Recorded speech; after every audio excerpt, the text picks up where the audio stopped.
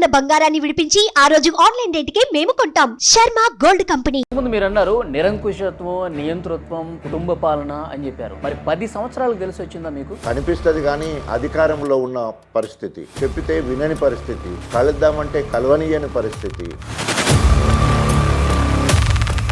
ఇప్పుడు ప్రభుత్వం పోయింది కాబట్టే మారిపోతున్నారా? ముఖ్యంగా మాదిగ జాతిని కించపరిచే విధంగా అనేక నిర్ణయాలు జరుగుతూ వచ్చినాయి.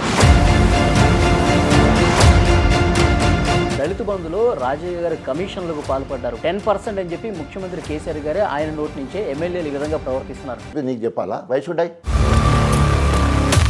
సర్పంచ్ నవ్య విషయంలో ఏం జరిగింది సార్? లైంగిక వేధింపులు అని చెప్పి ఆమె ఆరోపణలు చేసింది. Please don't go inside. వద్దని చెప్పిన కదా. నమస్తే, వెల్కమ్ టు మనం టీవీ. మనం ఉన్నది మన కోసం. నేను వలి. ప్రస్తుతం నాతో పాటు ఉన్నారు మాజీ ఉప ముఖ్యమంత్రి, బీఆర్ఎస్ పార్టీకి ఇటీవలే రాజీనామా చేసిన స్టేషన్ గన్పూర్ మాజీ ఎమ్మెల్యే తాటికొండ రాజయ్య గారు ఉన్నారు. వారితో మాట్లాడదాం. రాజయ్య గారు నమస్తే సార్. వలి, గుడ్ మార్నింగ్ సార్. బాగున్నారా? Fine, thank you. బీఆర్ఎస్ పార్టీకి ఎందుకు రాజీనామా చేయాల్సి వచ్చింది?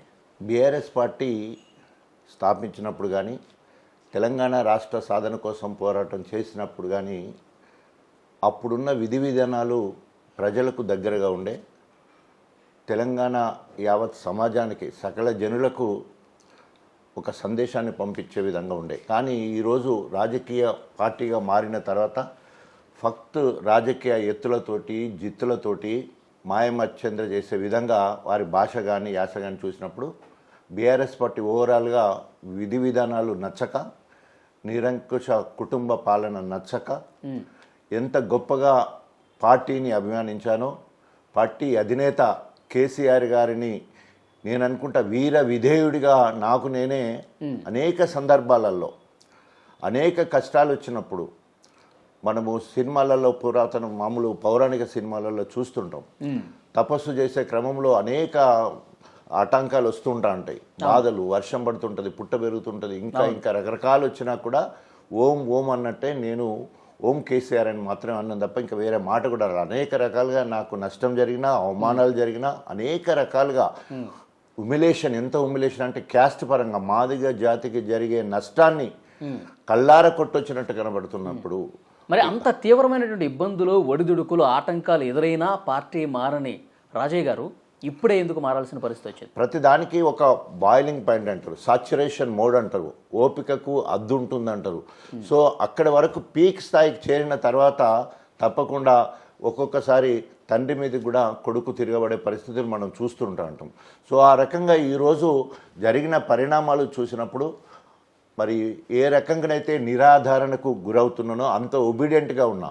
నేను ఒక ఛానల్ చెప్పుంటే ఏంటంటే, నేను చూపిన విధేయత కావచ్చు, మాదిగ జాతి బిడ్డగా నేను చేసిన త్యాగం కావచ్చు, అదేవిధంగా తెలంగాణ ఉద్యమంలో నేను పాల్గొన్న విధానం కావచ్చు, వీటిని అన్నీ చూసి నేను సచ్చే వరకు బీఆర్ఎస్ పార్టీలో నాకు టికెట్ ఇవ్వాలి గన్పూర్లో. సో 115 సీట్లు ఒకటేసారి కేటాయిస్తారు, దాంట్లో డాక్టర్ రాజయ్య పేరు ఉండదు.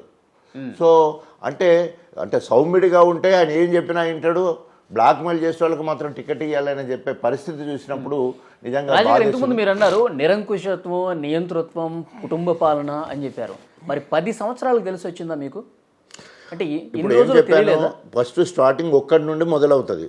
ఒకటి ఉన్నప్పుడు నిరంకుశ పాలన ఎక్కువ కనిపించదు, 10% ఉన్నప్పుడు అంతగా కనిపించదు, 15, 20, 30, 50 దాటిన కొద్దీ కనిపిస్తుంది. కానీ అధికారంలో ఉన్న పరిస్థితి, చెప్పితే వినని పరిస్థితి, కలుద్దామంటే కలవనీయని పరిస్థితి, మరి అగమ్య గోచరంగా మన రాజకీయ భవిష్యత్తు ఉన్నప్పుడు మరి మన కోసం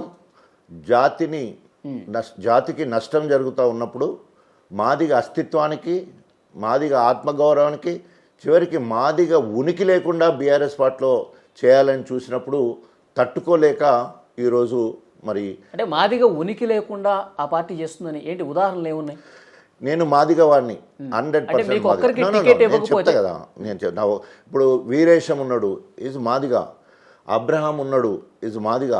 సో ఇట్లా చెప్పుకుంటూ పోతే అనేక రకాలుగా ఇతర కులాలకు నామినేటెడ్ పదవుల విషయంలో కావచ్చు, సలహాదారుల విషయంలో కావచ్చు, రిటైర్డ్ అయిన ఐఏఎస్ ఐపీఎస్ అధికారులకు మళ్ళీ పోస్టింగ్ ఇచ్చే కార్యక్రమం కావచ్చు, వారి సేవలను వాడుకునే కార్యక్రమం, ఇట్లా చూసుకుంటూ వస్తే కొట్టొచ్చినట్టు వివక్ష. అందులో ఎస్సీలో ఉన్న పర్టికులర్గా మాదిగ కులం పైన వివక్ష నన్ను చాలా వేధించింది.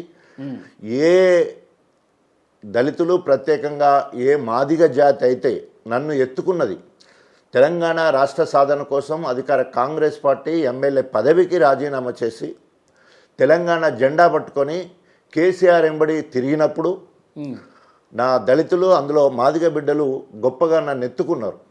అంతకుముందు కాంగ్రెస్ ఫోరం ఫర్ తెలంగాణ అన్నప్పుడు నేను స్పోక్స్ పర్సన్గా ఉండి కాంగ్రెస్ సంబంధించిన ఎమ్మెల్యేలు, మంత్రులందరూ కూడా 4 గోడల మధ్యలో ఉంటే లోపల చర్చ మొత్తం కూడా జరిగిన తర్వాత బయట చెప్పే అవకాశం నాకే వచ్చింది. అప్పుడు ఒక మాదిగ బిడ్డగా నా ఎక్స్పోజర్కు అందరూ గొప్పగా మెచ్చుకున్నారు.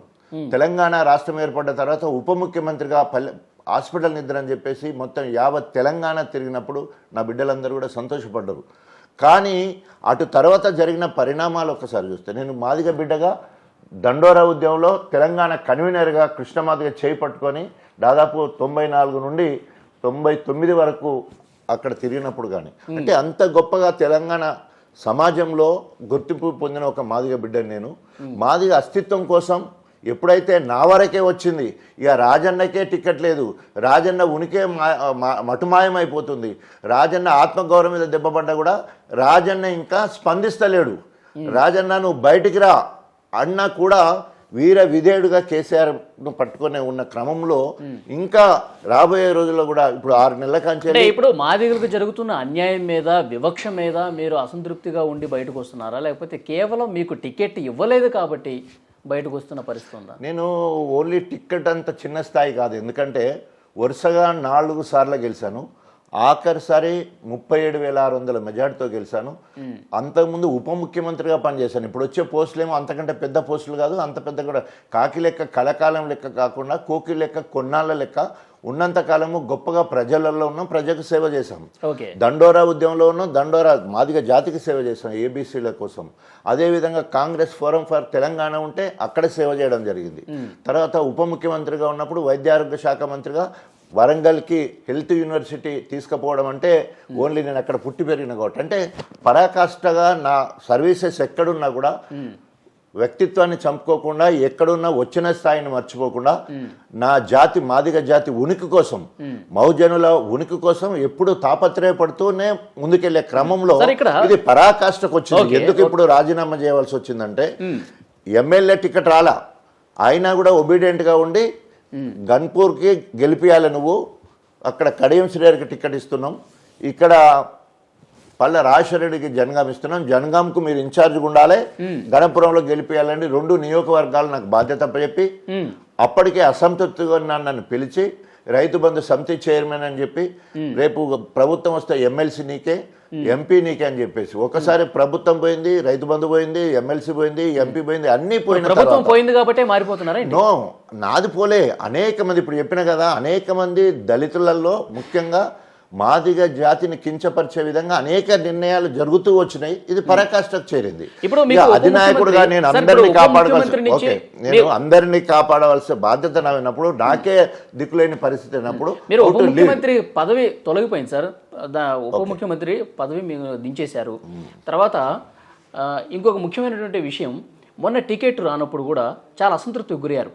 అప్పుడు పార్టీ మారలేదు, మీ పదవి పోయినప్పుడు కూడా పార్టీ మారలేదు, పార్టీ కోసం విధేయతగా పనిచేసామని చెప్తున్నారు. కానీ ఇప్పుడే ఎందుకు మారాల్సిన పరిస్థితి వచ్చింది? ప్రభుత్వం లేదు కాబట్టి. ఇప్పుడు ప్రభుత్వం అన్న ఉంటే ఎమ్మెల్సీ అన్న వచ్చేది, ఎంపీ అన్న అవకాశం ఉండేది, అది కూడా లేదు కాబట్టే ప్రభుత్వం ఇప్పుడు కాంగ్రెస్ ఉంది కాబట్టి దాంట్లోకి వెళ్తున్నారని చెప్పి చర్చ జరుగుతోంది.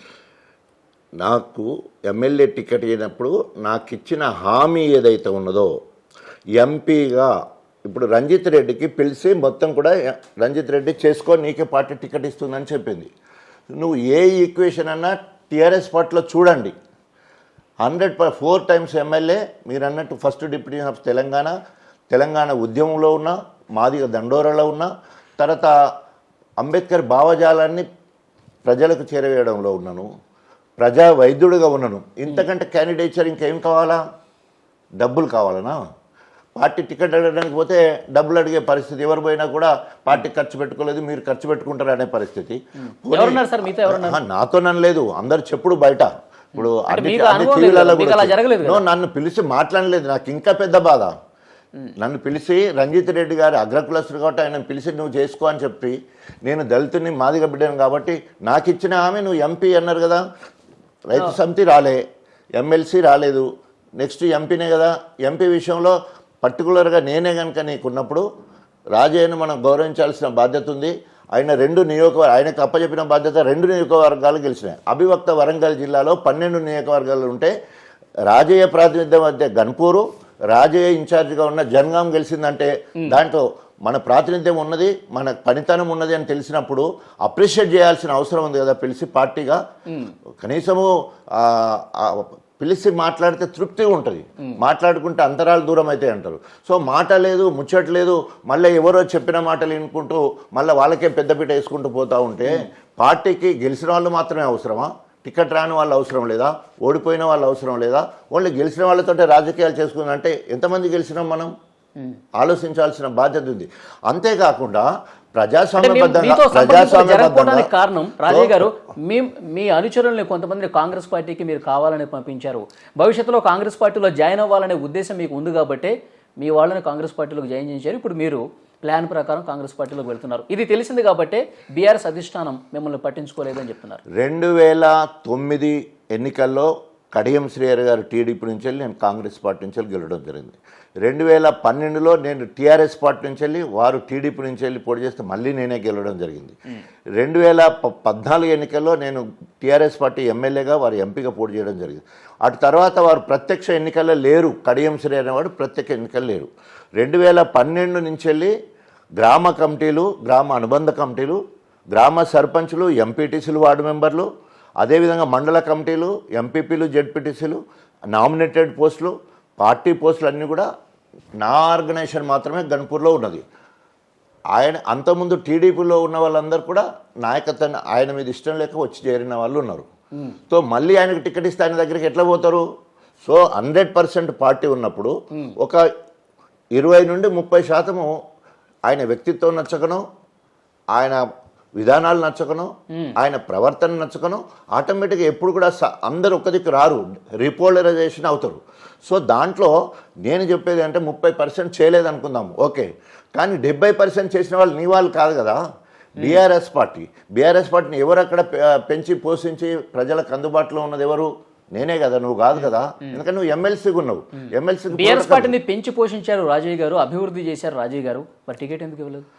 అందుకే కదా టికెట్ ఇవ్వకపోవడానికి కారణం స్వయంగా కేసీఆర్ చెప్పిండు, స్వయంగా కేటీఆర్ చెప్పిండు, స్వయంగా హరీష్ రావు గారు చెప్పిండు, స్వయంగా కడియం శ్రీహరే గణపూర్లో చెప్పిండు. ఏమని? 2014లో డాక్టర్ రాజయ్య నేను టికెట్ అడిగినాం, డాక్టర్ రాజయ్యకే టికెట్ ఇచ్చారు. 2018లో మేమిద్దరం టికెట్ అడిగినాం, మళ్ళా రాజయ్యకే ఇచ్చారు. ఇప్పుడు 23లో మళ్ళీ మేమిద్దరం కూడా టికెట్ అడుగుతున్నాం.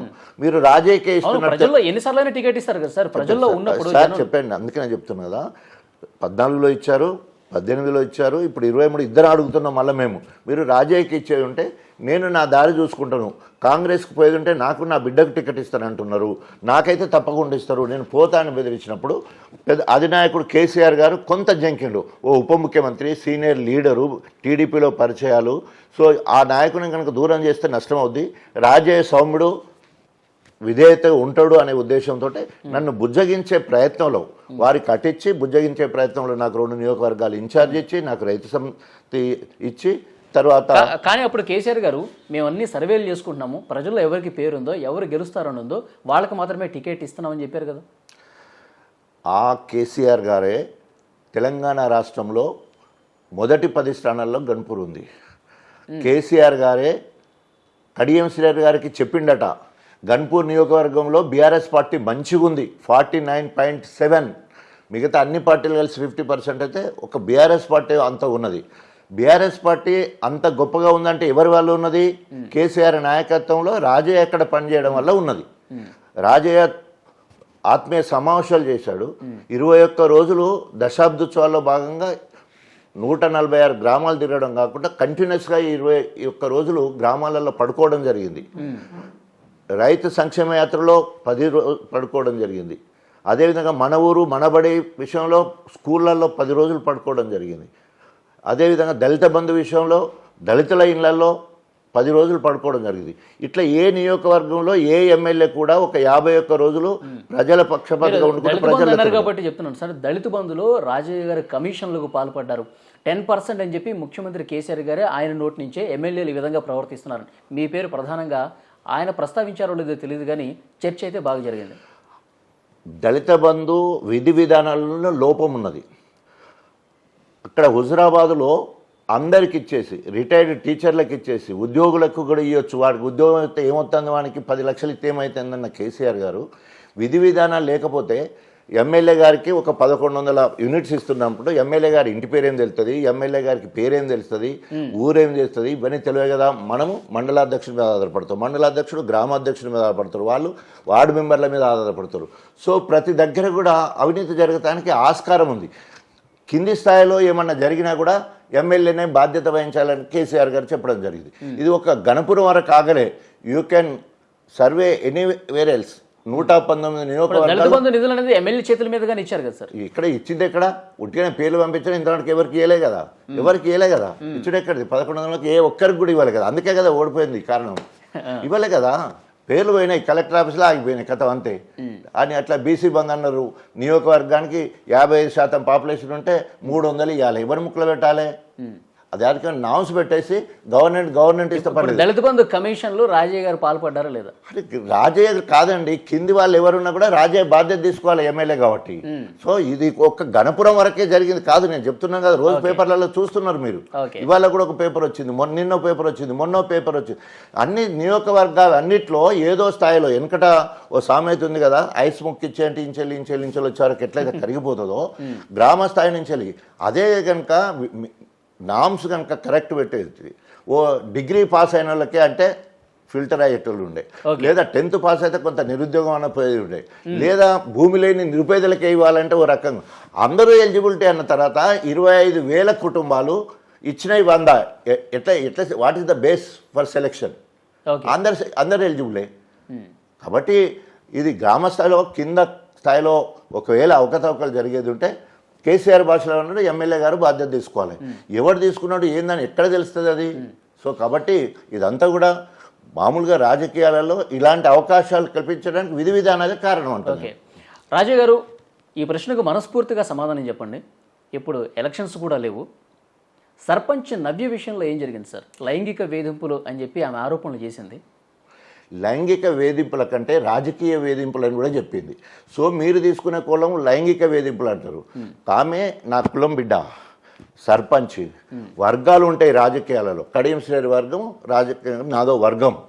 అలాంటప్పుడు కడియం శ్రేణికి దగ్గరున్న వాళ్ళను నా వర్గం ముఖాన రావాలనుకున్నప్పుడు కింది స్థాయి నాయకులు, ఎంపీపీ కావచ్చు, జెడ్పీటీస్ కావచ్చు, మండలాధ్యక్షులు కావచ్చు, ఆ ఊరు నాయకులు కావచ్చు. Rajanna is a protocol MLA. రాజన్నను కాదని అడ్డుపోతున్నారు మీ కులమోడు కథా కార్ఖానా. ఇటు తీసుకొచ్చడానికి ఎవరైనా కూడా పనుల విషయంలో కానీ మిగతా విషయంలో ప్రలోభాలకు గురి చేస్తారు. ఆ ప్రలోభాలకు నన్ను గురి చేశారని మాత్రమే ఆమె అభియోగం. ఊర్లో రాజకీయ కక్షలు దొర చెప్తేనే అక్కడ మీటింగ్కి వస్తాడు, లేకపోతే రాదు. రాజకీయ కక్ష. తర్వాత వేలేరులో కేటీఆర్ గారు వచ్చారు, నాకు ఇన్విటేషన్ లేదు, అక్కడ రెడ్డి వాళ్ళందరూ నన్ను రాకుండా చేసిండ్రు, అది రాజకీయ కక్ష. మహిళా దినోత్సవం అయితే మొత్తం అందరికీ ఎమ్మెల్యే గారు బట్టలు పెట్టిళ్ళు, నాకు మాత్రమే బట్టలు పెట్టలేదు, ఇది రాజకీయ కక్ష. అన్ని ఊర్లకు పనులు ఇచ్చిండు, నా ఊరు కక్ష కట్టి దొరలు చేయబట్టి నాకు ఇక్కడ పనులు. అంతేనా? మీ గ్రామంలో పనులు జరగాలంటే నిధులు రావాలంటే నువ్వు నాతో ఉండాల్సిందే. అది చాలా తప్పండి, అట్లాంటి భాష మాట్లాడదు. ఎందుకంటే బీయింగే పాలిటిక్స్లో ఒక చేయలేదు, అట్లా అస్సలకి అలాంటి ఆరోపణ వాళ్ళు చేయలేదు. జానకిపురాన్ని మీరు దత్తత తీసుకున్నారు, నిధులు ఇవ్వాలి అన్నారు. మొదటి సంవత్సరం ఆర్థిక మాంద్యం, 2 సంవత్సరాలు కరోనా, గవర్నమెంటే పైసలు అయినప్పుడు జానకిపురం ప్రత్యేకంగా కంచెలు తీసుకొచ్చి ఇస్తారా? పిండి కొద్ది రొట్టెలు కదా. ఇప్పుడు మామూలుగా ఎవరికి ఏదైనా చేయాలన్నారు, those who are obedient to the leader. తెల్లారులేస్తే మనం వాళ్ళు తిట్టుకుంటూ వేరే పార్టీలతో ఉన్న వాళ్ళకు పనులు ఎక్కడన్నా ఇస్తారా? ఏదని ఇప్పుడు పార్టీ నియోజకవర్గంలో ఎవరితో లేని సమస్య నవ్య గారితో ఎందుకు వచ్చింది మీకు? వ్యక్తిగతంగా వారు ఆ కారణాలు బట్టి ఉంటుంది. సో దయచేసి ఇది మహిళా కమిషన్ సుమోటోగా తీసుకుంది, కేసు అయిపోయింది. దాని గురించి చర్చ అవసరం లేదు, ఎందుకంటే దాని గురించి మాట్లాడట్లే ఏహంగా ఉంది, నాకు అది ఇష్టంగా లేదు. దయచేసి అది వదిలేసేయండి. మహిళా కమిషన్ పెట్టేసింది, అది ఫాల్స్ ప్రూవ్ అని తెలిసిపోయింది. ఓన్లీ రాజకీయ దురుద్దేశంతో పత్రికలో వచ్చిన వార్తలను పట్టుకొని న్యూస్ ఏం చేశారు, మీడియా దాన్ని చాలా ఎక్కువ చేశారు. దాని వెనుక ఒక ఇలాంటి ఆరోపణలు ఉన్నాయి కాబట్టి మీకు ఈ టికెట్ ఇవ్వలేదు అని చెప్పేసి అంటున్నారు. ఒకసారి విచారణ జరిగి ఆడ ఏం లేదని తేలిన తర్వాత దాని చర్చ ఎందుకు? ఇంకా ఏం లేదని తేలింది కదా. ఇంకా నేను పోతే డీప్కి వెళ్ళేదంటే మళ్ళీ ఇప్పుడు మీరు ఇంటికి వెళ్ళారు సార్, మీరు ఇంటికి వెళ్ళారు, ఇంట్లో చర్చ పెట్టారు. మేమిద్దరం ఒకటే పార్టీలో ఉన్నాం కాబట్టి అధినాయకం దగ్గర పోతే అక్కడ ఏమన్నా పనుల విషయం ఏది ఉంటే మరి పనులు ఇచ్చేస్తే అయిపోద్ది కదా అని చెప్తే పోయి పనులు ఇస్తానని చెప్పినాము. ఇంటికి ఎందుకు పోకూడదు? ఆమె వేరేనా? మా పార్టీ ఆమె, నా కులం ఆమె, నా నియోజకవర్గం, ఎందుకు పోకూడదు? ఏమన్నారు సార్? అరే పార్టీ అధిష్టానం ఆ సమయంలో ఏం అయిపోయింది కదా, చెప్పేసినాను కదా, ప్లీజ్ డోంట్ గో ఇన్సైడ్, వద్దని చెప్పిన కదా. మా పార్టీలో ఏం చెప్పింది నీకు చెప్పాలా? Why should I? అది కాదు కదా, పద్ధతి కాదు కదా. ఇక దాని లోతుకు పోకు అన్నప్పుడు వదిలేసేయాలి ప్లీజ్. ఎందుకంటే అది అయిపోయింది, మహిళా కమిషనర్కి పోయింది, తీర్పు వచ్చేసి. మీరు పార్టీకి రాజీనామా చేసిన సందర్భంలో సార్ బీఆర్ఎస్ నాయకులు కొంతమంది మాట్లాడింది విషయం మీ దగ్గర ప్రస్తావిస్తున్నాను. ఇప్పుడు బీఆర్ఎస్ పార్టీలో మహిళలు బతికిపోయారు, కాంగ్రెస్ పార్టీ మహిళల్ని ఆ దేవుడే కాపాడాలి, రాజే కాంగ్రెస్ పార్టీలోకి వస్తున్నాడని చెప్పి మీ మీద విమర్శించారు. దీనికి ఎట్లా చెప్తారు? సో నేను మొదటి నుంచి కూడా అంబేద్కర్ లాగా మహిళా పక్షపాతిని. నాకు 4 చెల్లెళ్ళు. ఆత్మీయతను పంచుకోవడానికి ఈ సమాజంలో సగభాగం కంటే వాళ్ళ మహిళలు ఎక్కువయ్యారు. మహిళలు లేకుండా ఏది కూడా జరగదు. సో ఎవరు ఎన్ని విమర్శలు చేసినా కూడా నాకు వచ్చిన మెజార్టీనే దానికి కారణం. గత ఎన్నికల్లో 37,600 మెజార్టీ వచ్చింది, అంతకుముందు 58,000 మెజార్టీ వచ్చింది, అంతకుముందు 33,000 మెజార్టీ వచ్చింది, కాంగ్రెస్ నుంచి వేసినప్పుడు 12,000 మెజార్టీ వచ్చింది. ఎక్కడైతే చెట్టుకు కాయలు ఎక్కువ ఉంటాయో దెబ్బలు తగులుతాయి. రాజకీయ జీవితంలో వాటన్నిటిని తట్టుకున్నవాడే ప్రజా జీవితంలో ఉంటాడు. సో ఇవాళ కేసీఆర్ కావచ్చు, కేటీఆర్ని కావచ్చు, రేవంత్ రెడ్డిని కావచ్చు, నన్ను కావచ్చు. సో ఒక్కొక్కరి మీద ఒక్కొక్క రకమైన అభిప్రాయాలు, తిట్లు తిట్లు తిట్లు తిట్లు అంటే తిట్లు తిడుతున్నారు కాబట్టి మనం ప్రజల్లో ఉన్నట్టు కదా. సో సరే మహిళల ప్రస్తావన తీసుకొస్తున్నారు మీ మీద, రేపు చూస్తారు కదా ఆ మహిళలు ఎంత గొప్పగా ఆశీర్వదిస్తారో, ఆ మహిళలే ఏ రకంగా హారతులు పడతారో అవన్నీ కూడా మీరు చూస్తారు. ఎప్పుడు జాయిన్ అవుతున్నారు సార్ కాంగ్రెస్ పార్టీలో? చెప్తాను, ఓపెన్గా చెప్పి మీ అందరికీ చెప్పి తప్ప కూడా పార్టీలో జాయిన్ అవుతాను. ఇప్పుడు అనుకుని ఉంటారు కదా డేటు? అది ఇంకా ఫైనల్ కాలేదు, చర్చలు మాత్రమే జరుగుతున్నాయి. నేను పర్టికులర్గా యాక్చువల్గా నేను ఈ పార్టీలో చేరుతా ఆ పార్టీలో చేరుతాను చెప్పలేదు. ఓన్లీ బీఆర్ఎస్ పార్టీ విధి విధానం నచ్చక నేను పార్టీకి రాజీనామా చేస్తున్నాను, నా అనుచరులతోటి మాట్లాడి నిర్ణయం తీసుకుంటా అన్నాను. మరి మీ అనుచరులు ఏమంటున్నారంటే బీఆర్ఎస్ పార్టీలో ఉండొద్దు, కాంగ్రెస్కి పోవాలని మాత్రం అంటున్నారని చెప్పడం జరిగింది. ఇప్పుడు ఎవరు సంప్రదించారు సార్? మీరే కాంగ్రెస్ పార్టీలోకి వెళ్దాం అనుకున్నారు, లేకపోతే మీరు వస్తే బాగుంటుందని చెప్పి కాంగ్రెస్ పార్టీ వాళ్ళు అడిగారు? సో నేను 15 సంవత్సరాలు I was in Congress party. ఈరోజు మంత్రివర్గ సహచరులందరూ నా సమకాలీకులు. నేను కాంగ్రెస్ ఫోరం ఫర్ తెలంగాణలో స్పోక్స్ పర్సన్. మంత్రులందరూ లోపల మాట్లాడిన తర్వాత బయట మొత్తం కూడా నేనే మాట్లాడేవాడిని. ఆ రకంగా నేను తెలంగాణ ఉద్యమకారుడిగా ఎక్స్పోజ్ అయ్యడానికి ప్రధాన కారణం అదే, ప్రధాన కారణం కూడా అదే. సో ఆ రకంగానే ఉప ముఖ్యమంత్రి స్థాయికి కూడా వెళ్ళడం జరిగింది, గట్టిగా నిర్ణయం తీసుకొని రాజీనామా చేయడం జరిగింది. సో ఈరోజు కొత్తగా కాంగ్రెస్లో పరిచయాలు అనేది నాకు ఏం లేదు. సో యూజువల్గా నాకు అందరు కూడా పరిచయస్తులే ఉన్నారు. దాంట్లో భాగంగా ఇప్పుడు ఒక నాయకుడు అసంతృప్తిగా ఉన్నాడు అని తెలిసినప్పుడు అనేక మంది వస్తారు. ఒక ఊర్లో ఏదానికి ఇంత నష్టం జరిగింది, అయ్యో పాపమాట అంటే అందరూ వచ్చి చూసిపోతారు. అట్లాగే నాయకుడిగా నేను ఉప ముఖ్యమంత్రిగా ఉన్న నేను 4 సార్లు ఎమ్మెల్యే కూడా చేయను, అసంతృప్తిగా ఉన్నాడట, ఆత్మ బాధతో ఉన్నాడట, మానసిక క్షోభతో ఉన్నాడట అనేదానికి అనేక మంది అనేక రాజకీయ పార్టీలు అప్పుడు ఉప ముఖ్యమంత్రి ఉన్నప్పుడు జాతీయ పార్టీలు కూడా వచ్చి కలిసినాయి. అల్టిమేట్ నేను తీసుకున్న నిర్ణయం అనేది నాకు ఉంటుంది కదా. బాధలో ఉన్నారు కాబట్టి కాంగ్రెస్ పార్టీ వాళ్ళు మిమ్మల్ని సంప్రదించి ఆహ్వానించారు. అంటే 100 అసంతృప్తిగా బాధ 100%. ఎవరికైనా ఎమ్మెల్యే టికెట్ రాకపోతే సంతోషం ఉంటుందా? మీ భాషలో ఏమైనా సంతోషం అది? అయినా కూడా విధేయుడుగుండి గణపురము జనగాం గెలిపించినప్పుడైనా రియలైజేషన్ ఉండాలి కదా, అది కూడా లేదు కదా, అప్రిషియేషన్ ఉండాలి కదా. పోనీ మీరు చెప్పండి, గణపూర్ గెలవడానికి జనగాం గెలవడానికి కాంట్రిబ్యూషన్ లేదంటారా? నాది నాకు బాధ్యత అప్పచెప్పిండు, ఇన్ఛార్జి బాధ్యత డెఫినెట్ గా బాధ్యత అప్పచెప్పినప్పుడు అక్కడ ఎలాంటి ఫలితమైనా మీరే కదా బాధ్యత. అంతే కదా, అదే అంటున్నాను. సో అవిభక్త వరంగల్ జిల్లాలో ఈ 2 మాత్రమే గెలిచారంటే నా ఇంపాక్ట్ ఎంత ఉంది నియోజకవర్గాల మీద అనేది ఇంపార్టెంట్ కదా. సో ఆ రకంగా ఉన్నంతసేపు పార్టీకి ఒబిడియంట్గా ఉన్నాం, నాయకుడిని గౌరవించుకుని అనేక రకాలు చేస్తాం. ప్రజాస్వామ్యబద్ధంగా ఎవరైనా వారి ఇష్టాన్ని బట్టి ఆయా పార్టీ విధానాలను బట్టి వారి మేనిఫెస్టోని బట్టి మారుతుంటాం. ఇవాళ కేసీఆర్ గారు పార్టీ మారిండు, రేవంత్ రెడ్డి పార్టీ మారిండు, పార్టీ మారడం లెవెల్. సో కాబట్టి నేను మాట్లాడారు సార్ ఆయన ముఖ్యమంత్రి అయిన తర్వాత మాట్లాడలేదు. సో మిగతా వాళ్ళందరూ మాట్లాడిండ్రు. నేను చెప్పాను కదా, ముఖ్యమంత్రి రేవంత్ రెడ్డి కాంగ్రెస్ పార్టీకి వచ్చినాక లింక్ లేదు. వారి పార్టీలన్నీ వేరు కదా. నేను ఓన్లీ కాంగ్రెస్ ఎవరైతే ఉన్నారో వాళ్ళందరితో మాట్లాడినా. రాజనరసింహ గారు ఉన్నారు, బట్టి ఉన్నారు, తర్వాత పొంగులేటి శ్రీనివాసరెడ్డి గారు ఉన్నారు, తర్వాత మొన్న దీపాదాస్ మున్సీ గారు వచ్చారు. మేమంతా తెలంగాణ కాంగ్రెస్ ఫోరం ఫర్ తెలంగాణ అంటే ఢిల్లీ పోతే అందరూ కలిసేవాళ్ళు కదా. సో అక్కడ అందరు దీపాదాస్ మున్సీ గారితో మాట్లాడుంటారు. మాట్లాడడం వేరండి, మర్యాదపూర్వకంగా కలవడం వేరు. సో అవుట్కమ్ ఏందనేది రిజల్ట్ వచ్చినాక తెలుస్తుంది. సార్ ఏంటి ఎలాంటి హామీ వచ్చింది సార్ మీరు కాంగ్రెస్ పార్టీ నుంచి? మీకు హామీ కానీ పోవడం కానీ ఇప్పటి వరకు ఇంకా చర్చల దశలోనే ఉంది. ఇంకా పోవడం డేట్ కానీ లేకపోతే హామీలు కానీ అట్లాంటివి ఏం లేదు. కాంగ్రెస్ పార్టీ అధికారంలో ఉంది, మీరు పార్టీలోకి వెళ్తే మీ ఎక్స్పెక్టేషన్స్ మీకు ఉంటాయి కదా. మీ నియోజకవర్గ ప్రజలకు unconditionally I'm ready to join in any party, not only this one, ఏ పార్టీకైనా. ఇప్పుడైతే ప్రజాస్వామ్యబద్ధంగా ఒక రాజకీయ నాయకుడిగా నేను ఏ పార్టీకైనా పోయే స్వతంత్రం రాజ్యాంగం నాకు కల్పించడం జరిగింది. నా ప్రధాన లక్ష్యం మాదిగల అస్తిత్వం, ఆత్మగౌరవం కాపాడడానికి నేను ఎక్కడున్నా కూడా అది అనేక సందర్భాలలో ఆ లైన్లోనే నేను పనిచేయడం జరిగింది. ఇప్పుడు మాదిగల ఆత్మగౌరవం కోసం కాంగ్రెస్ పార్టీలో రాజయ్య గారు ఏం చేయబోతున్నారు భవిష్యత్తులో? తప్పకుండా వారి ఉనికి కోసము శాయశక్తులు కృషి చేస్తాను. వాళ్ళ ఉనికి, కాంగ్రెస్ పార్టీలో వారి ఉనికి, వారి ఆత్మగౌరవం ఆ రకంగా ఉండేటట్టు. కారణం ఏంటంటే ఈరోజు ఏ రాజకీయ పార్టీ అయినా కూడా కారణం ఈరోజు తెలంగాణ మొత్తంలో అత్యధిక జనాభా మాదిగలే. ఏ ఒక్క కులాన్ని తీసుకున్నా కూడా ఆ కులం కంటే ఎక్కువ ఉన్న వాళ్ళు మాదిగలే. కానీ రాజ్యాధికారంకి వచ్చే వరకు వారు ఏదో కారణం వల్ల వెనుకకైపోతున్నారు. సో కాబట్టి వాళ్ళను జాగృతి పరచవలసిన అవసరం ఉన్నది. ఎందుకంటే తెలంగాణ మొత్తంలో, అండర్లైన్ చేస్తున్నాను, తెలంగాణ మొత్తంలో మాదిగ కమ్యూనిటీ నుండి, క్యాస్ట్ నుంచి వెళ్ళి నేను ఒక్కొన్ని మాత్రమే ఈరోజు ఉప ముఖ్యమంత్రి స్థాయికి వెళ్ళాను. వరుసగా 4 సార్లు గెలుస్తున్నాను.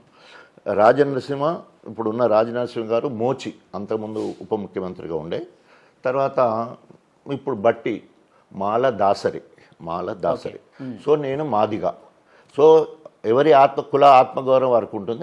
వారి వాళ్ళ కోసం పనిచేసినప్పుడు ఇతర కులాలను గౌరవిస్తూనే మన కులం కోసం మనం పని చేయాల్సిన అవసరం ఉంటుంది. మాదిగా చెమర్ ఇంటలెక్చువల్ మీటింగ్ అయింది దామోదరాశ్రమ. నేను ఒక డయాస్ మీద వరంగల్లో కూర్చోగలిగినాం జస్ట్ ఒక ఎలక్షన్ల ముందు జరిగిన పరిణామాలు. సో అట్లాగే అనేక సందర్భాల్లో బహుజనులతో కూర్చున్న సందర్భం ఉన్నది, కృష్ణ మాదిగతో కూర్చున్న సందర్భం ఉంటుంది, వంగపల్లి శ్రీనివాస్తో కూర్చున్న సందర్భం ఉంటుంది, మాదిగ జాగ్తో కూర్చున్నాం. సో ఇట్లా దళిత బహుజన సంఘాలతో కూర్చొని అనేక సందర్భాలు మాట్లాడటం అంబేద్కరిజం గురించి. సో ఈ రకంగా ఏది చేసినా కూడా ఓవరాల్గా మాదిగ అస్తిత్వాన్ని కాపాడడం, మాదిగల ఆత్మగౌరవం భంగం కలగకుండా చూడడం, తర్వాత మాదిగ ఉనికిని ప్రతి రాజకీయ పార్టీలో వారి జనాభా నిష్పత్తి ప్రకారం ఏదైతే 12% ఉన్నారో ఆ లెవెల్లో వాళ్ళకు రాజకీయాలలో కూడా అవకాశం రావాలనేది నా ప్రధాన కర్తవ్యం. ఎస్సీ వర్గీకరణకు సంబంధించి కూడా ఉంటుందా? ఎస్సీ మాదిగ దండోర ప్రధాన ఏకైక డిమాండే ఎస్సీలను ఏబీసీలుగా వర్గీకరించాలని.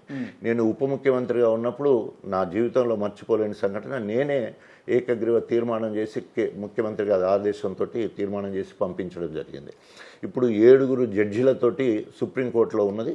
ఇవాళ రేపో ఆర్గ్యుమెంట్ జరుగుతూ ఉన్నది. నేను అనుకుంటాను 9వ తారీఖు లోపు ఒకవేళ కనుక బీజేపీ ఎస్సీ మాదిగ కమ్యూనిటీని ఓన్ చేసుకోవాలంటే దానికి చట్టబద్ధత కల్పిస్తూ రాష్ట్రాలకు స్వయం ప్రతిపత్తి కనుక ఇచ్చేది ఉంటే, సో డెఫినెట్గా బీజేపీ ఏబీసీలు వర్గీకరించారు. అంటే వాళ్ళకి చిత్తశుద్ధి ఉందంటారా? ఇప్పుడు మందకృష్ణ మాదిగ గారితో ఒక పెద్ద సభ కూడా నిర్వహించారు, మోదీ గారు పాల్గొన్నారు, కమిటీ కూడా వేశారు. నిజంగా ఎలక్షన్స్ కోసం చేసినట్టు భావిస్తున్నారా లేకపోతే చిత్తశుద్ధి? ఇప్పటి వరకు మాత్రం ఎలక్షన్ల కోసమే అనుకుంటున్నాం.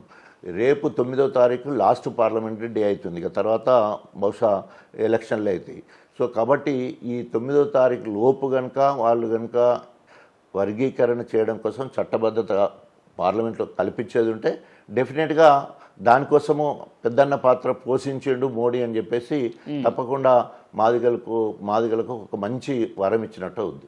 ఓకే, వరంగల్ ఎంపీగా కాంగ్రెస్ పార్టీ నుంచి రాజయ్య గారు పోటీ చేయబోతున్నారా? ఇప్పటివరకు నేను పార్టీలోనే చేయలేదు, ఇక ఎంపీ పోటీ ఎక్కడిది. సో చూద్దాం భవిష్యత్తు. నేను చెప్పాను, నా రాజకీయ భవిష్యత్తు మొత్తం కూడా నా అనుచరులతో మాట్లాడి, అండర్లైన్ చేసుకోండి, నా అనుచరులతో మాట్లాడి, నా నియోజకవర్గ ప్రజలతో మాట్లాడి, దేవుడి దయ వల్ల నన్ను ఈ స్థాయికి తీసుకురావడానికి తెలంగాణ మొత్తంలో నా అభిమానులు ఉన్నారు, నా ఆత్మ బంధువులు ఉన్నారు, కుల బాంధవులు ఉన్నారు. సో ఈ 3-4 రోజుల నుంచి రాజీనామా చేసిన తర్వాత కొన్ని వేల ఫోన్లు వస్తూ ఉన్నాయి, వేల మెసేజ్లు వస్తూ ఉన్నాయి. నాట్ ఓన్లీ తెలంగాణ, ఆంధ్రప్రదేశ్ నుంచి వెళ్ళి కూడా. ఎందుకంటే నేను కాంగ్రెస్ పార్టీ వైఎస్ రాజశేఖర రెడ్డి అభిమానిగా. ఏం చెప్తున్నారు సార్, మంచి పని చేశారంటున్నారా? 100%. మీ దారి మీరు ఏ పార్టీలు జాయిన్ అయితే మీతో పాటు మేము కూడా జాయిన్ అవుతామని కూడా అంటున్నారు. సో కాబట్టి ఆ రెస్పాన్సిబిలిటీ చూసినప్పుడు చాలా సంతోషంగా ఉంది. బయట చర్చ జరుగుతుంది, అంతా ఫైనల్ అయిపోయింది, 9వ తారీఖు 10వ తారీఖు జాయిన్ అవుతున్నారు రాజయ్య గారు అని. అయితే మంచిదే కదా. సో నేను అనుకుంటా, ఓకే మీరు అడిగింది కాబట్టి, ఒక ఆస్పిరెంట్ అంటే ఎట్లా ఉండాలా, what are the qualifications. Warangal parliament విషయానికి వచ్చినప్పుడు, వరంగల్ పార్లమెంట్లో 7 నియోజకవర్గాల్లో అత్యధికులు మాదిగ సామాజిక వర్గం, 92% మాదిగలు ఉంటారు, అంటే ఎస్సీ కమ్యూనిటీలో. So at highest community Madiga community, number 1. నేను మాదిగ కమ్యూనిటీ. రెండవది ఉప ముఖ్యమంత్రి, 4 సార్లు కంటిన్యూస్గా ఎమ్మెల్యే, 2. తర్వాత మూడోది ఎంఆర్పిఎస్ కన్వీనర్గా తెలంగాణ మొత్తం తిరిగిన, వరంగల్ వాడవాడ ఊరూరు తిరిగిన మాదిగ పేరు చెప్పుకొని. అదేవిధంగా అంబేద్కర్ భావజాలాన్ని పంచిన. డాక్టర్ రాజయ్య ప్రజా వైద్యుడిగా, పిల్లల డాక్టర్గా, డాక్టర్ ఇన్ సోషల్ సర్వీస్ అని జాతీయ స్థాయిలో ఉత్తమ పిల్లల డాక్టర్గా సెలెక్ట్ అయిపోవడం జరిగింది. అంటే ఆ ప్రాంతంలో మొత్తం కూడా I started first paediatric nursing home in Warangal. Not only Warangal, ఉత్తర తెలంగాణ మొత్తంలో నాదే మొట్టమొదటి పిల్లల దవాఖాన. సరే, ఇక్కడే ఒక మాట, మీరు ఇదంతా లిస్ట్ అంతా చెప్తున్నారు, ఇంత ప్రజా పోరాటం చేశాను, ఇంత ఉద్యమంలో ఉన్నానని చెప్తున్నారు, ప్రజాప్రతినిధిగా సుదీర్ఘ అనుభవం అని చెప్తున్నారు, మీరు చేసినటువంటి పదవుల గురించి చెప్తున్నారు. ఇది ఒకవైపు నాణ్యతగా కనిపిస్తుంది. మరోవైపు రాజయ్య గారు స్త్రీలుడనో లేకపోతే తాగి అమ్మాయిలకు మెసేజ్లు చేస్తాడు, ఫోన్లు చేస్తాడని చెప్పి ఇలాంటి ప్రచారం ఎందుకు జరుగుతుంది? ఇంత నెగిటివ్ ఎందుకు వచ్చిందంటారు?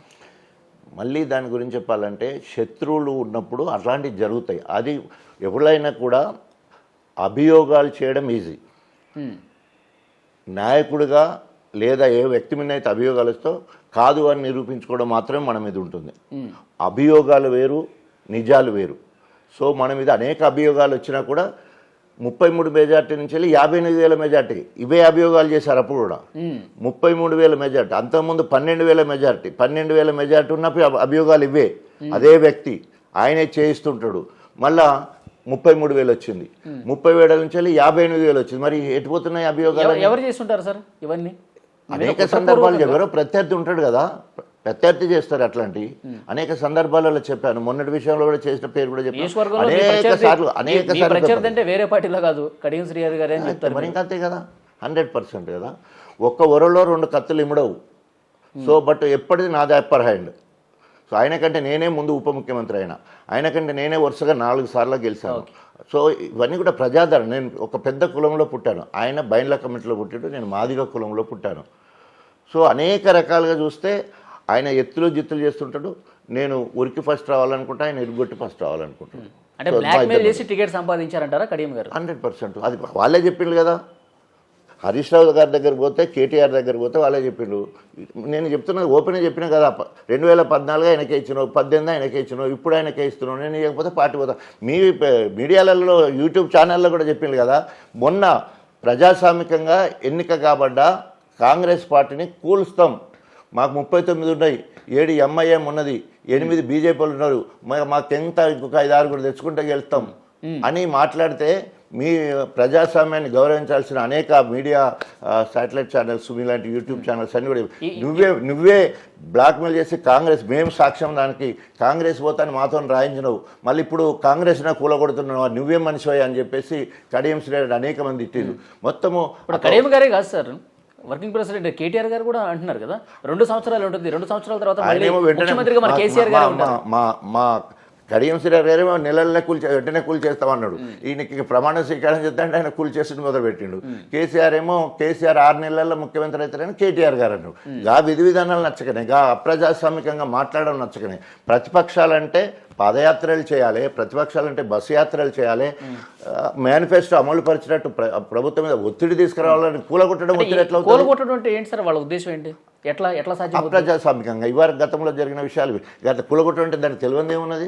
సంఖ్యాబలం 60 దాటాలంటే అందుకెళ్ళి తీసుకోవాలి.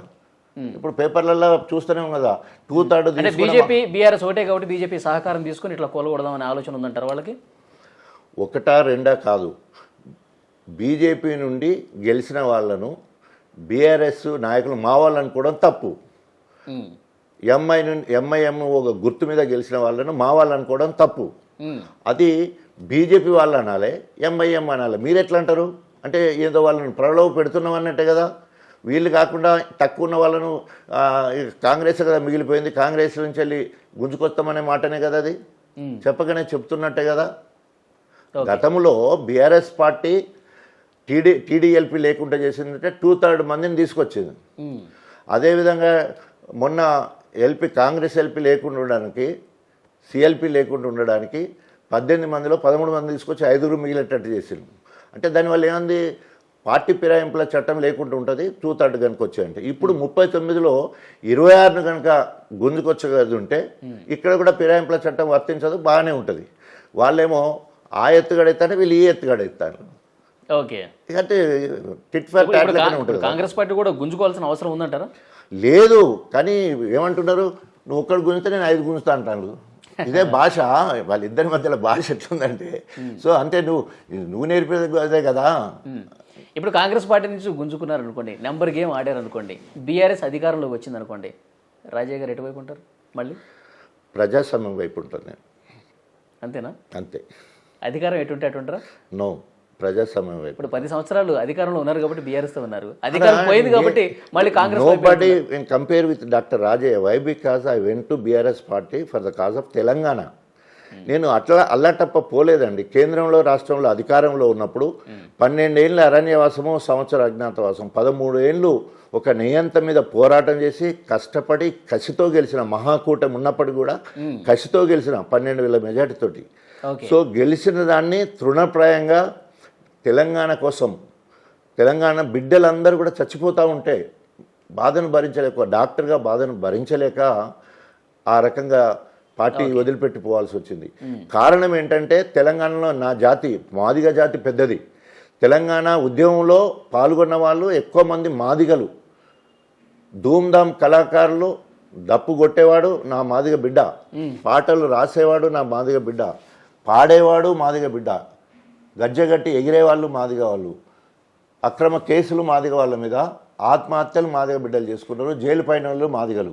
వాళ్ళందరికీ ఆత్మస్థైర్యాన్ని నింపాలి, నేనున్నా మీకోసం అని చెప్పేసి యావత్ తెలంగాణ తిరిగిన కేసీఆర్ గారి పిలుపుని అందుకొని త్యాగాల పునాదుల మీద తెలంగాణ రాష్ట్రాన్ని సాధారణంటే అసలు సిసలైన త్యాగం చేసిన మొట్టమొదటి మాదిగ. మళ్ళీ ఉద్యమంలో తొలి దళితుడు ఆనాడు సదాలక్ష్మి 1969-70లో ఆమె మాదిగ మహిళా రాజీనామా చేస్తే ఆమెను ఆదర్శంగా తీసుకొని మళ్ళీ ఉద్యమంలో తొలి దళితుడిగా కేంద్ర రాష్ట్ర ప్రభుత్వాలు ఉన్నప్పటికీ కూడా మనము మరి రాజీనామా చేసుకోవడం, అంత పెద్ద త్యాగం ఎవరు చేయలే. తర్వాత నాతో పాటు జూపల్లి వచ్చిండు, అదేవిధంగా సత్యనారాయణ ఇండిపెండెంట్గా ఉండే అసోసియేట్ మెంబర్ ఉండే, కానీ వాళ్ళందరూ మళ్ళీ ఓడిపోయినలు. ప్రజాదరణ అంటే రాజేది, నేను మాత్రం గెలుచుకుంటూనే వచ్చిన. ఇప్పటి వరకు లాస్ట్ టైం కూడా గెలుచుకుంటూనే వచ్చిన. లాస్ట్ 18లో 37,800, అప్పుడు కూడా ఇవే అభియోగాలు. సార్, మీరు బీఆర్ఎస్కి రాజీనామా చేశారు. ఇప్పుడు కేసీఆర్ గారు కాళేశ్వరం ప్రాజెక్టులో కమిషన్లకు పాల్పడి పూర్తిగా అవినీతిమయం చేసి మేడిగడ్డ ఎలా కుంగిందో మనం చూసాము. దాని మీద విచారణ జరుగుతుంది. అన్నీ బయటకు వస్తే కేసీఆర్ గారిని జైల్లో వేయడానికి కాంగ్రెస్ పార్టీ సిద్ధంగా ఉందని చెప్తున్నారు. చట్టము ఎవరికి చుట్టం కాదు. రాజకీయ పార్టీలు ప్రభుత్వాలు ఏర్పడ్డ తర్వాత వరకు బీఆర్ఎస్లో ఉన్నారు కాబట్టి చెప్తున్నా, అవినీతి జరిగిందా కాళేశ్వరం ప్రాజెక్టులో? జరిగిందా జరగలేదా విచారణ పెడతారు. ఆ విచారణ జరిగితే చట్టాలు ఎవరికి చుట్టాలు కాదు. సో తప్పకుండా అవినీతి కనుక జరిగేది ఉంటే శిక్షకు అర్హులే వాళ్ళు. ఎవరైనా ఇంత పెద్దోళ్ళైనా మనం చూస్తున్నాం కదా, అనేక రాష్ట్రాలకు సంబంధించిన ముఖ్యమంత్రులు పోతున్నారు, ఉప ముఖ్యమంత్రులు పోతున్నారు, తర్వాత మంత్రులు పోతున్నారు, అనేక మంది పోతూనే ఉన్నారు కదా. మనం చూస్తూనే ఉన్న కేజ్రీవాల్ సహా ఉప ముఖ్యమంత్రి ఆల్రెడీ పోయే ఉన్నాడు. సో కాబట్టి చట్టానికి ఎవరు చుట్టం కాదు, తప్పకుండా అన్వయించాల్సి వస్తుంది. ఓకే, మీరు కాంగ్రెస్ పార్టీలో 9నో 10నో జాయిన్ అవుతున్నారని చెప్పేసి సమాచారం వస్తుంది. ఓకే, మీకు సమాచారం ఇచ్చిన వాళ్ళు ఎవరైతే ఉన్నారో అధికారంలో ఉన్న పార్టీ. సో మొదటి నుంచి కూడా నేను కాంగ్రెస్ పార్టీలో 15 సంవత్సరాలు పనిచేశాను. వైఎస్ రాజశేఖర రెడ్డి నాయకత్వంలో 1997 అక్టోబర్ 13వ తారీఖు నాడు వైఎస్ రాజశేఖర్ ఢిల్లీకి ఫోన్ చేస్తే సోనియా గాంధీ నాయకత్వంలో జాతీయ అవార్డు తీసుకోవడానికి వెళ్ళి సోనియా గాంధీని కలిసి వారి సమక్షంలో, ఆనాడే సోనియా గాంధీ సమక్షంలో నేను కాంగ్రెస్ పార్టీలో జాయిన్ కావడం జరిగింది 97లో. ఓకే, సో 97 నుండి 2012 వరకు, అంటే దాదాపు 15 సంవత్సరాలు I was in Congress party. అక్కడ గొప్పగా పనులు చేసినాం. వైఎస్ రాజశేఖర రెడ్డి టికెట్ ఇచ్చాడు. సో మహాకూటమి ఉండగా కూడా నాడు టీడీపీ, టీఆర్ఎస్, సిపిఐ, సిపిఎం 4 పార్టీలు మహాకూటమిగా పేరుండే. మహాకూటమి ఉండగా కూడా 12,000 మెజార్టీతో గెలవడం జరిగింది. సార్ ఎవరి సమక్షంలో జాయిన్ అవుతున్నారు సార్? చూద్దాం, ఒకవేళ జాయిన్ అయితే ఏ పార్టీలో జాయిన్ అవుతాం, ఎవరి సమక్షంలో కాలం నిర్ణయిస్తాయి. వెరీ షార్ట్ టైం కదా, మీరు అన్నట్టు 9-10 అంటున్నారు. కాంగ్రెస్ పార్టీని మోస్ట్లీ తెలుస్తుంది కానీ మీరు ఇంకా ఓకే చూద్దాం ఏ లెవెల్లో. ఇప్పుడు నేను ముందు చెప్పిన గతంలో అది అబద్ధం కాదు కదా.